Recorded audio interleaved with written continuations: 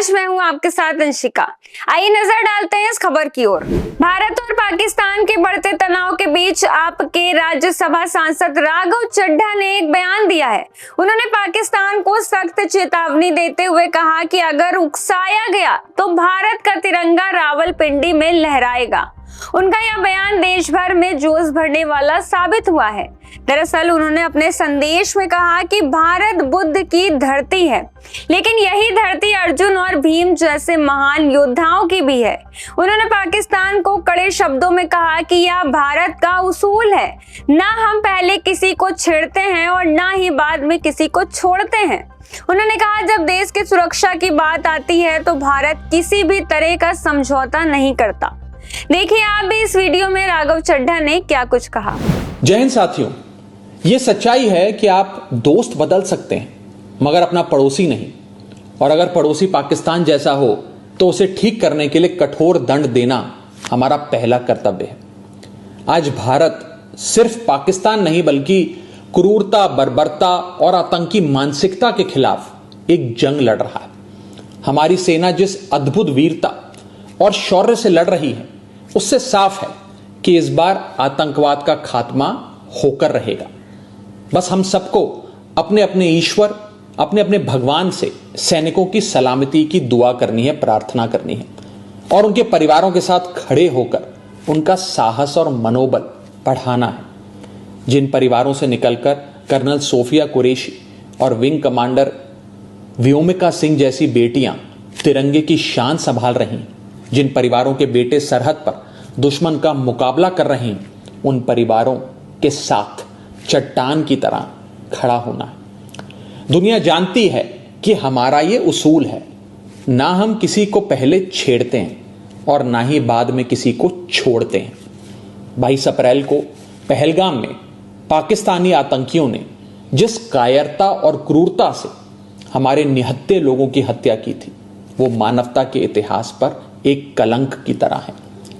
सो हमने भी अपने बहनों के सिंदूर का बदला ऑपरेशन सिंदूर की पहली इंस्टॉलमेंट से ले लिया, मगर पाकिस्तान अपनी गलती मानने की बजाय भारत को ही आंख दिखाने लगा।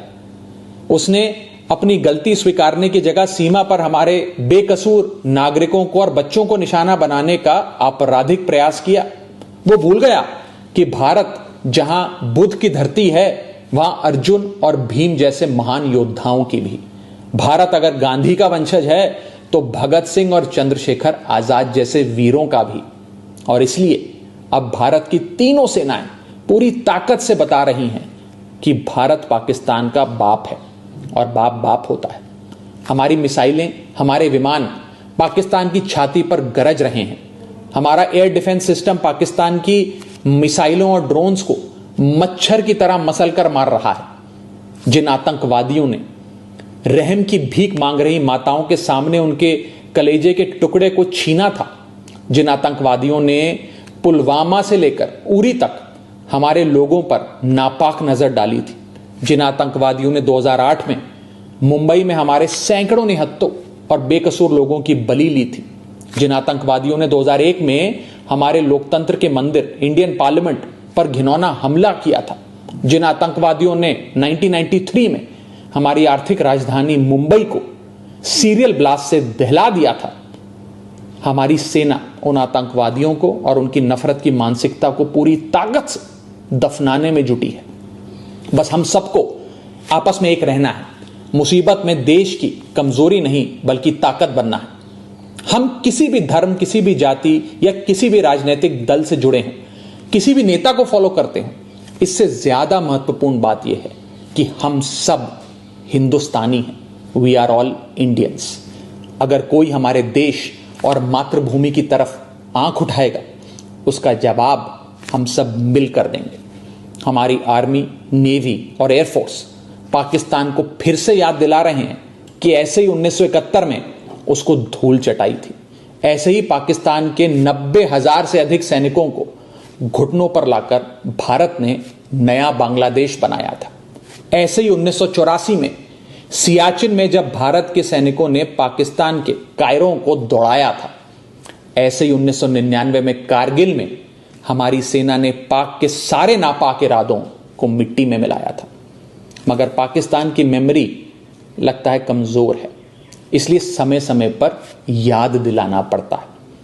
जो देश 24 घंटे 365 दिन पूरी दुनिया के सामने भीख का कटोरा लेकर खड़ा रहता है, जो देश अपने बच्चों के हिस्से का दूध आतंकियों को पिलाता है, उसका फन कुचलने का इस बार इरादा हर हिंदुस्तानी ने ठान लिया है। अब की बार पाकिस्तान को सुधार कर रहेंगे।